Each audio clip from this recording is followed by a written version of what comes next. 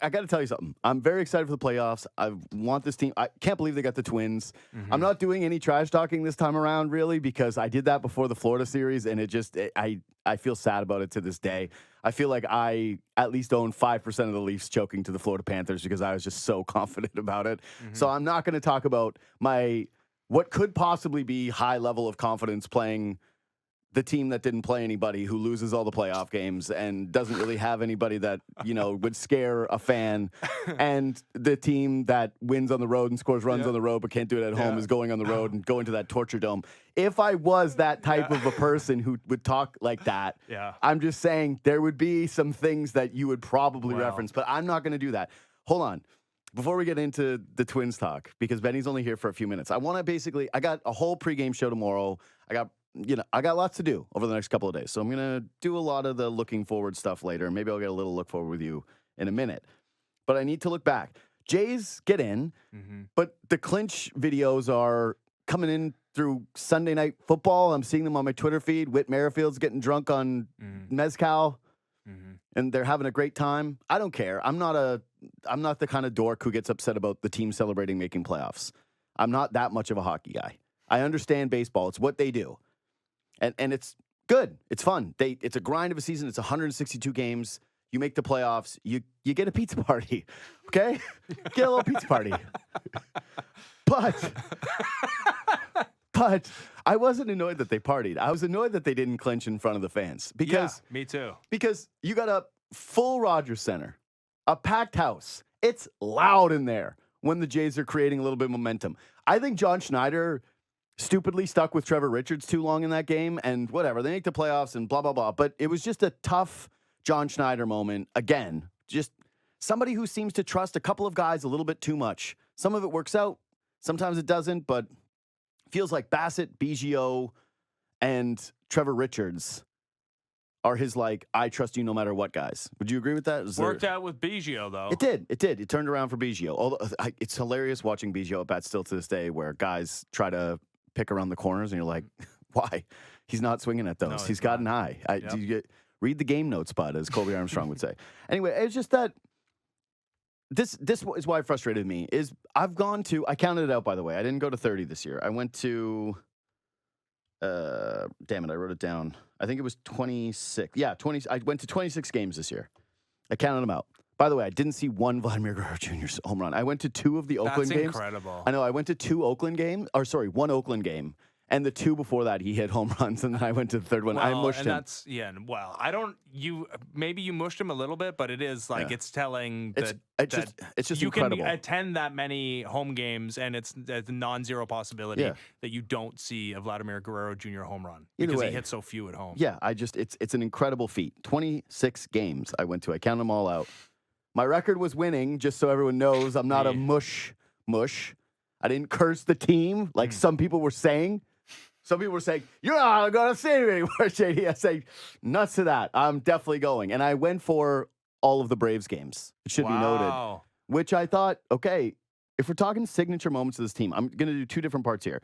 Signature part of the team, the part of this team that you will remember, other than don't say the positive part. I'm not trying to do positives. This they made the playoffs today. We've already gone over all the things that have been disappointing. But what would you say? You watch every single game, basically. Yes. What do you think was the actual signature moment? Well, you went on some vacation. You're telling me when you were in...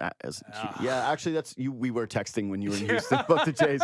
So I take that back. You did watch every game. What do you think the signature moment of this team was? Because I don't think... Because it could have been that. It could have been, hey, through all the disappointment, they clinched this game against the Tampa Bay Rays, and then they made it meaningless for the Mariners, who, by the way, if there's one signature moment potentially to me, or 2, it's just like Luis Castillo. Thank you so much. He was 9 2/3 in his final 2 games against the Astros and Rangers, which were the 2 most important games for their ace. He allowed 9 runs on 13 hits.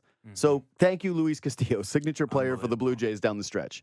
So what's the signature moment to you? Okay, so when you posed this to me, I was like, what does he mean? Like the thing that best encapsulates this Blue Jays team? Was there a moment to you, a most memorable moment of the season that you thought was fun? Okay, because I thought the thing that was most emblematic of what the 2023 Blue Jays is, and not a negative thing, was after the 4-game sweep at the hands of the Rangers, the next series sweeping the Red Sox but scoring no runs and getting no hits. And then the Rangers losing all the games. Right. I thought the same thing. And I was thinking, if you want like a memory from this season that I'll never forget, something that I thought was the most fun this season, it has to be the Davis Schneider first at bat in that Fenway Park series where he hit a bunch of home runs and the Blue Jays, picked up their first victories against the Red Sox this season. Remember, they were 0-7, I think, going into that series. Yeah, so it's a couple of Red Sox series, weirdly dude. I agree. It was the pendulum of the Red Sox because earlier in the year they got body bagged by them. Yeah, and then they whoop them with Davis Schneider. I was gonna say that too. The only thing is that the bloom on the Davis Schneider. How dare you? No, I didn't watch the entire. Actually, you're right. I didn't watch every game. I didn't really watch yesterday at all. I didn't watch yesterday either. I did. I think you checked had out to be a genuine psychopath to watch that game. But I was. Apparently, people booed at the game. My buddy Chris tagged me about the starting. They were booing. What? The pitcher who was in there? Oh, yeah. Whatever, Wes Anderson, whatever his name is. That makes sense. Yeah, it was Wes Anderson. No, whatever. He's like, isn't this quirky? It's so quirky. They just call Everything's a little weird and vintagey, and that's what I do. You know, it's a dream for people to reach the major leagues. You want to live your dream, even though it was not his major league debut. Like, you're cannon fodder for a day in the last game of the season in which we're not actively trying to win. Can I give you one quick Wes Anderson take just off the side? I don't really want to go over this for very long. Me. He's supposed to remember unbelievably overrated. Go through the Wes Anderson movies. It's like The Royal Tenenbaums, no question, great. Great, yeah.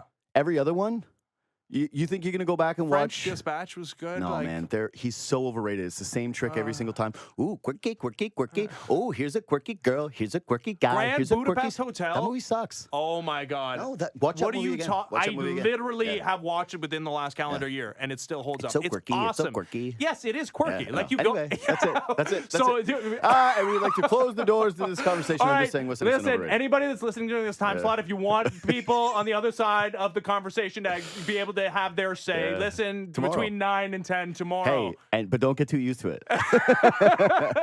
I'm coming back here, all right? I'm coming back to this slot. What were we talking about again? We were talking about signature moments, and I think those are it. It's hard because to me, my signature moment was the Braves series. You were disparaging Davis Schneider, though, which I wanted to get back to. Disparaging Davis because Schneider. Because he had 2 doubles. That was the one. There was a takeaway. He had 2 doubles and a base and a walk for a guy that was in an 0 for 30. Like, I do think that's impactful. Like, if he doesn't have that and he's like 0 for 34 going into this series, is he still the number 1 option off the bench against left-handed pitching, of which the Twins have 2? And there's going to be some notable pinch hit appearances in this series, guaranteed? I don't know. I know you're the number 1 Davis Schneider guy. Oh, my God. But this is the ultimate cope. Watch the games. Watch the games. Yeah, you watch the games. Watch the games. You watch that game. I would say you should watch that game. Okay, the thing that's most emblematic about the team, though, the way that I'm going to remember these guys is the pitching staff. The pitching staff was pretty incredible this year. They were the only team in baseball to have 4 pitchers go 31-plus starts. Mm-hmm. No other team even had 3. Mm-hmm. Only 7 had 2. Yeah, that's greatness, no doubt. That's also, I want to say luck, but it's not luck. No, it's health, and it's a good job. No, it's health, which you can attribute to luck, but also look at the guys that they've targeted with their free agency dollars. Guys that have been durable dudes like Jose Barrios. Say what you will about him and the length and breadth of his career, and last year was the worst season of his career. He takes the ball every 5th day. So it's hard to say, well, the Blue Jays really got lucky that Jose Barrios was healthy. No, that's why they traded for him. That's why they gave him a 7-year extension. Kevin Gossman, same deal. And you got to give credit to the sports science department, who people get on because guys get days off when fans don't like them to get days off. That kind of went away, though. That's kind of a bit of a dead story. But they got tremendous health, and the guys that were healthy in the rotation. And you know what? God, outside of the health, like if I told you before the season that they get anything at 100 in Ryu, you'd be like, wow, what an incredible coup. If I told you that they needed to get something out of hyun-jin Ryu, not late in the season, and obviously not going to be part of the postseason, you'd say that's concerning. But he was up to the task. Now, the rotation was great, start to finish. Yeah. Outside of Alek Manoah. Yeah, which is the weirdest part about the year is they got this incredibly healthy season from their starting rotation. And it, again, the parallel with 2016, right? Where, hey, people expected the offense to be good, and then it wasn't. It's just that all the starting pitchers stayed healthy, and then everybody was quality, except for the very best guy on the team. The only thing that I could think of in terms of the other signature or the way that the team is going to be remembered is the shift to defense. And the way I think that this frustrated the fan base, but was also undeniably true that they were one of the best defensive teams in baseball. Like, I hated it just as much as anyone else when people would bring up Dalton Varsho's defensive numbers, right? And they would go, this guy's actually been one of the best fielders in all of baseball. This guy's actually been gold glove caliber player. He's been incredible. His WAR, even though he's 680 OPS for a lot of the season, look at the way that he's playing defensively. But then once a game, essentially, he would make some spectacular play where you would feel extremely calm with him back there. Kevin Kiermaier, same thing. The shift of George Springer to right field, how well that worked out. I would say some pretty glimmering moments from Kevin Biggio at third this season, and that he actually did turn out to be a utility man that you weren't afraid of in different spots. Like, the defense worked. Even Alejandro Kirk, same thing. It was so frustrating with the offense this year, but the defense was quality. Yep, blocking pitches in the dirt, framing pitches. Yeah, no. Although he saved his worst for last that game against Tampa. I was like, you got to be fired into the sun for tonight's game. Yeah, it's a rough one.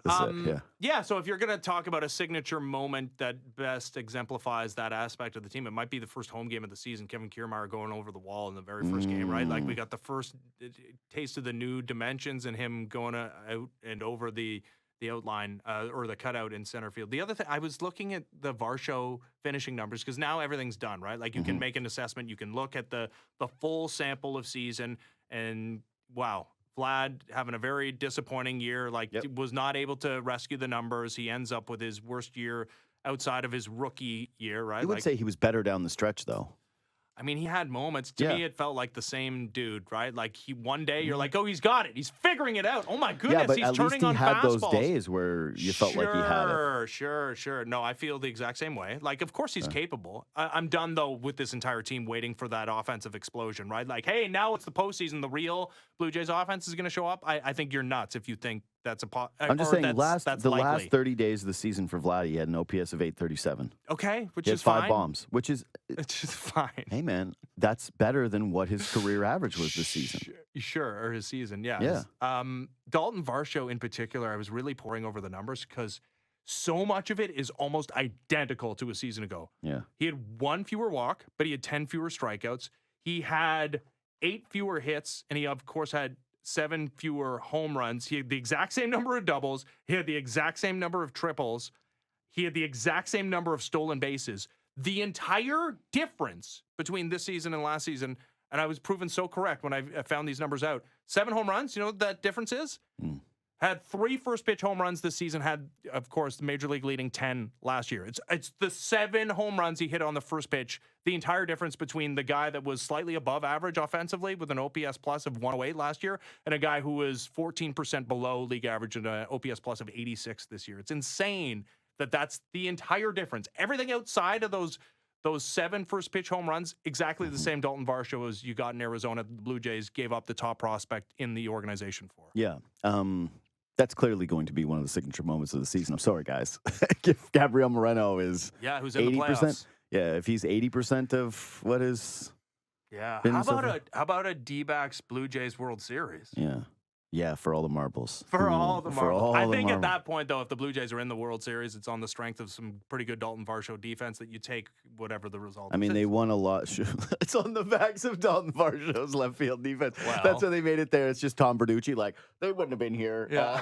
This is incredible. They wouldn't. Yeah, they wouldn't be here unless it was him. Yeah, the Varsho trade is clearly going to be one of the signature things. And I think when we look at this, and when I was saying about the shift to defense, he's going to be a big part of that.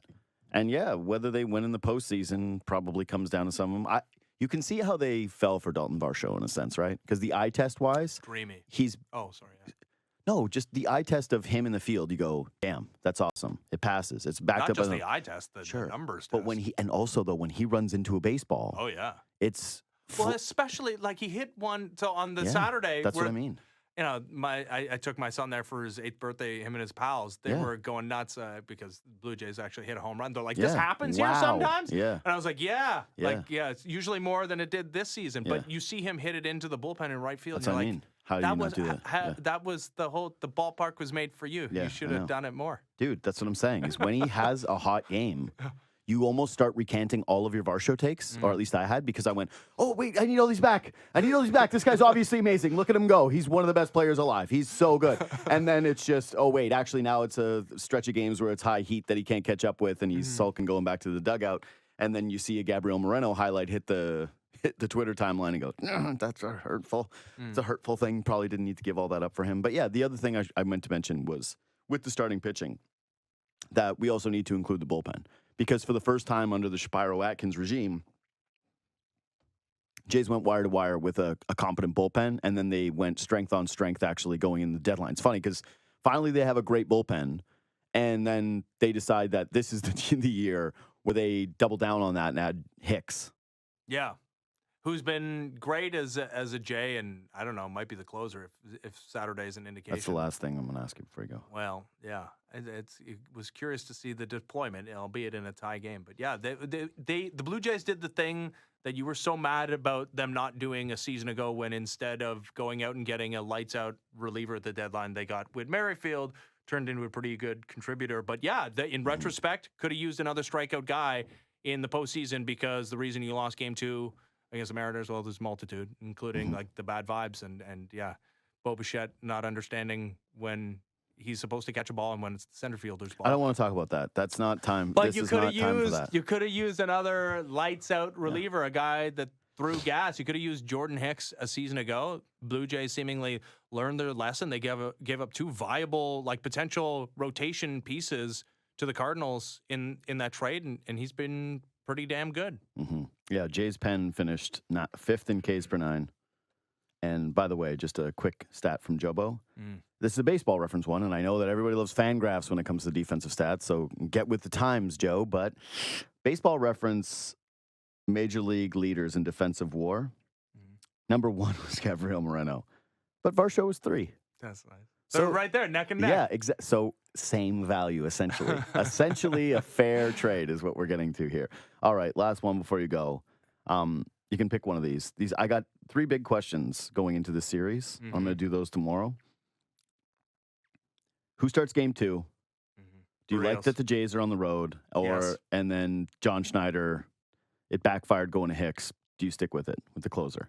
Are you going to rapid fire these? Yeah, so what was the first one? Barrios, you said, starts Barrios game 2. against his old team. I don't think there's any changing of that, despite the fact that, man, it's a really great I know we changed our mind on the Manoah, felt like he was made for the postseason because it turns out he was not at all made for the postseason or starting home openers. I don't want to. But God, doesn't. Yeah, I know Chris Bassett's got a checkered history in big games too, but like, he's a dog, right? Like, does feel like he's built for this. But yeah, I think you got to go with Barrios, and ideally you win game 1, and then it's all right. Bassett, the guy that finished the season so strong in a winner-take-all game. Who's the closer? Is that what the number 2 was? Do you like that the Jays are starting on the road?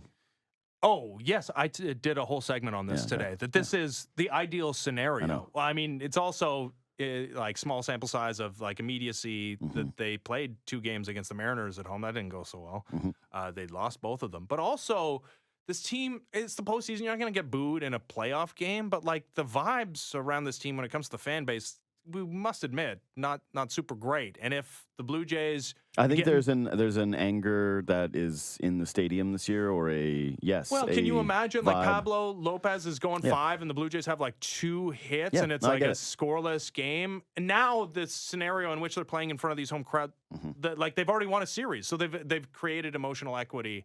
So, yeah, I think it's really kind of spectacular. And they hit better on the road, too. So Yeah. And they've won more games there. Anyway, go on. And then the closer. Yeah. I would have 1 minute. I would have said that, Saturday was an indication, but then I had smart Joe Siddle on today. He's like, no, it was like a wake-up call to Jordan Romano. And he's going to be in there in a save situation if one presents itself tomorrow. That it was kind of like a trial, not a trial balloon, because listen, Jordan Hicks did the same amount as Jordan Romano. I love how you're yesterday. doing the thing that I do, which is I listen to a smart guy on a podcast and then I butcher it trying to explain it to other people. Is what you literally just did. You were like, I listened to Joe Siddle on podcast and he was telling me, well, it's not like a trial balloon. It's more like wake-up call is what he said. And then I can't really remember the rest of what he said. If you want to listen to actual conversations with 2 people who respect each other, listen tomorrow between 9 and 10. I respect you. You don't respect me? All right. So Jordan Hicks and Jordan Romano both got through scoreless half innings, right? It was just Jordan Hicks came out for the second attempt at a scoreless half inning.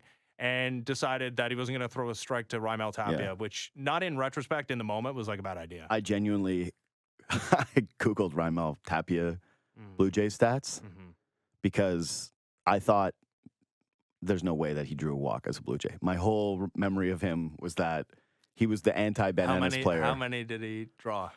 I can't remember off the top of my head, but it was more than one, which I was blown away by. Oh, you were actually serious? I thought you were just, for effect, talking about him not drawing a walk. No, he I bet obviously you it was in drew a walk. Yeah. No, I bet you it was in single digits, though. Here, I got it right now. What is it, 8? No, 12? Yeah, it's not as funny. 16. Oh, okay. Yeah. Not as funny. But yeah, I think you're in good hands, honestly, either guy. Is that a hot take? Jordan Romano, Jordan Hicks, half a dozen, 6 the other. I did have a little bit of a feeling of if you don't have one closer, or if you have two closers, you don't have one. Yeah, I did. I had that feeling. Stupid. I know that's what a baseball guy would say, but then it happened where it backfired. So that's stupid. I think my one example of it being the case, it didn't work, and they walked Raimel Tapia and gave up.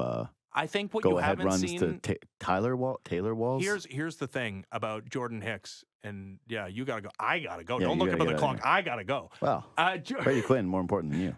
Jordan Hicks. We haven't seen this since he's been a Blue Jay. He's gotten the ball in the zone a little bit more. Yeah. That is like what you saw against Raimel Tapia was the problem for him this season in St. Louis. That's the thing that could present itself in the postseason. So Jordan Romano's my closer tomorrow. But that can change. If he stinks, that's the nature of postseason baseball. You got to live in the moment. By the way, we'll do good hour when this series is over. When it's concluded, we'll figure out when that is. And Ennis will be here for that. And again, Ennis tomorrow in the slot, 9 to 10. Me, noon to 2. I keep forgetting. Yeah, whatever. And so listen then.